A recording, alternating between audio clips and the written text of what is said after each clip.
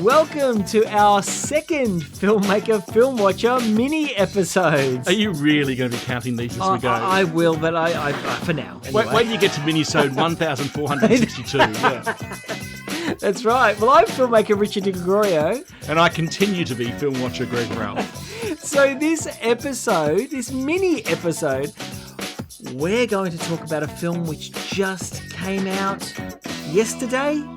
Yeah, which is kind of what the minisodes are about. That's right. Yep. Beetlejuice. Stop. So this is quite a special episode because I'm a big fan of the original. Right. Yes. So I quite like that one. And you know, I really do like Tim Burton. Yes. Well, he's been a bit of hit and miss for me lately. So it's really interesting to watch this one. What else has he made lately? Oh, Dumbo. Oh, I haven't seen that. You know, but tell us all about Beetlejuice. So why don't they tell us all about... Right. Say it 3 times. Some of our listeners will remember and perhaps love Tim Burton's 1988 comedy fantasy, Beetlejuice, about a recently deceased couple forced into haunting so as to drive out the New York family who took over their home. Everything became more complicated by the intrusion of Beetlejuice, Michael Keaton, an afterlife specialist in the exorcism of humans from the lives of spirits. And Beetlejuice has designs on the family's daughter, Lydia, Winona Ryder. It's now 30-something years later. Lydia and her stepmother Delia, Catherine O'Hara, return to the original house for the funeral of Lydia's father, Charles, bringing with them Lydia's boyfriend Rory, Justin Theroux, and her daughter Astrid, Jenna Ortega. Complications arise as the vengeful soul-sucker Dolores, Monica Bellucci, is on the hunt for Beetlejuice, and she in turn is being hunted by an afterlife TV cop, Willem Dafoe, before she sucks the life out of the afterlife. To say more about the plot risks spoilers, and is actually quite hard to do as there's a lot going on in the story. Having just seen it a couple of hours ago, my brain is still trying to stitch it all together, without the benefit of the staple gun used by Dolores to reassemble her dismembered body. I found the story perhaps a little too complicated and scattered, and there was a bit of a twist about halfway through that I saw coming a mile off. And I found the ending a bit strange, quite unlike the joyful, toe-tapping Belafonte end of the original. I'm also not sure that the film needed the Willem Dafoe storyline. It felt a bit stitched on, if you'll pardon the pun. And a couple of plot points annoyed me a little. For instance, why could everyone see the shrunken-head guys cavorting across the small town when they couldn't previously see any other ghosts? But there are also moments where I got a bit of a fright, which I wasn't expecting. What this film does have going for it big time is a sense of fun. You can see it sometimes in the faces of the older actors who have returned for this sequel. A number of times I was laughing or elbow-nudging Ricardo at some of the jokes. I particularly liked the reuse of the dead mother from Hitchcock's Psycho as an afterlife phone operator and the high jive soul train driven by comedian Stephen K. Amos. And there's a great cameo from Danny DeVito. The film's visual sensibility is an intelligent updating of the original, aided by the improved technology available to the filmmaker 36 years after his original. It even opens the same way, with the camera flying through the sky over small-town America, up towards the haunted house on the hill, and at some point transitioning from a real landscape to a model town. It has clear Burton-esque visual beats throughout, such as Dolores' resemblance to stitched-together Sally from 1993's The Nightmare Before Christmas, originally voiced by Catherine O'Hara, and perhaps even 2005's Corpse Bride. It's interesting to see how the film goes to great lengths not to use the now-disgraced actor Jeffrey Jones, who originally played Charles. I particularly liked an animation sequence of his death that sidestepped his portrayal. Interestingly, this film is set at Halloween. This resonates beyond the spookiness of the festival with strong vibes of mellowing. This mellowness is reflected in the autumnal landscape and in the deeper affection that is now developed between the stepmother and daughter, which they themselves reflect on. If you like Burton's films, it's strong odds that you will like this one. My favourite Burton film is 2003's Big Fish, reviewed in episode 6 of our first season. And if Tim Burton's in a mellow mood, I'd love to see what he'd do with a sequel for that. I can't imagine there'll be a threequel for this movie. It just seems too dangerous to have a film called Beetlejuice, well, you know. Ricardo, what did you think of Mr. Burton's latest? It is the perfect sequel to the original. I don't think they could have done it better. I love Tim Burton's production design. His overall design of his films are wonderful. They really are, and they are him. That's his style, and yes. I just thought he's back here. I really loved it. I loved the use of practical effects again and makeup, which made the original so fun and made his earlier work actually a lot more fun as well. Even the Batmans as well had sort of more use of practical effects in them, and so I really loved that in this. The original was so popular when it came out, and almost mind blowing. Yeah, but I think at that time, audiences were very sort of drawn to the afterlife. Like Ghostbusters came out at that sort of time as well. And well, that's interesting as a comparison, because early on in the film, there was a moment where I was thinking of the more recent remakes or sequels to the Ghostbusters films. And I think this is a lot more successful than some of those. Oh, I agree completely. And it's that use of horror, fantasy, and comedy, sort of a whimsical nature to this, which stands out. And I think that's what really stood out back in '88 when the first came out. And Michael Keaton's performance in that was obviously, it became iconic very, very quickly. The makeup, the energized character of Beetlejuice was very, very good, and he was great in this again. And I didn't see a drop off, and the same with everybody. I think everybody was having fun in it. Winona Ryder, just seamless. Yeah, and the way that she portrayed a character who initially was about 16 years old, and now is a woman who would therefore be either side of 50. Was a really nice, intelligent version of that character all those years on, who's now gone from being a slightly difficult daughter or stepdaughter to now having her own daughter, and her stepmother keeps talking about, basically come as a bitch, baby. Yeah. That's right. But she was very good. Catherine O'Hara, fantastic. Yep. Jenny Ortega, brilliant. Yep. Really fantastic. Oh, everybody was really good. And Justin Theroux was also good through and through.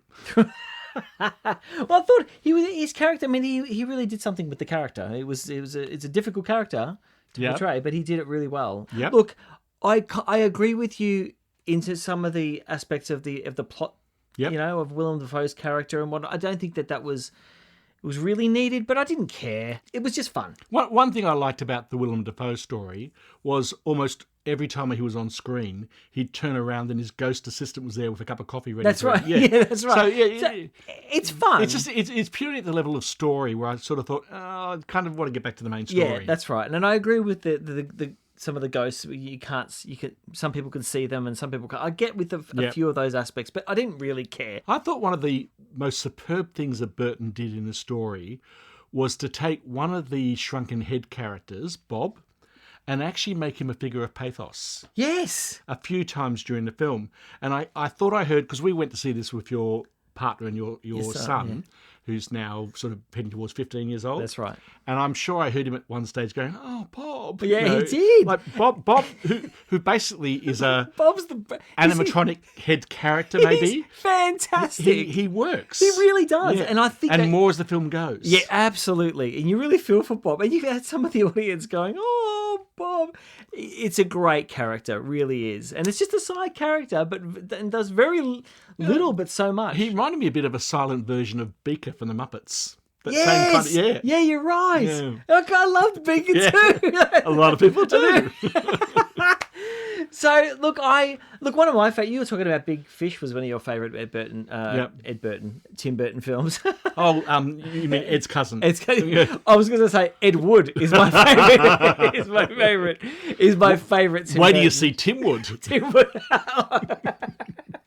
I think, but Yeah, Ed Wood's one of my favourite because I just love that movie and what he was doing with practical effects in old films, like Plan 9 from Outer Space and the recreating all of those not really wonderful Ed Wood films, but I just love his style. And so when he sort of veers off and becomes more CGI related, and even the Charlie and the Chocolate Factory, it started off with CGI chocolate and all of there's a lot of CGI use in that, and I just love it when he uses his practical effects and when you know that the design is real and the makeup is real. I think he does that so well and is able to blend both CGI and real. Actually, you're right. Really well. The CGI was some of the weakest part of it. So there's a scene where a character falls into hell. Yes. And there's another scene where two characters are going through to the afterlife, I think it was, like a purpley coloured tunnel, where it just kind of like, it's not the same. When they're real sets and they're real Tim Burton sets and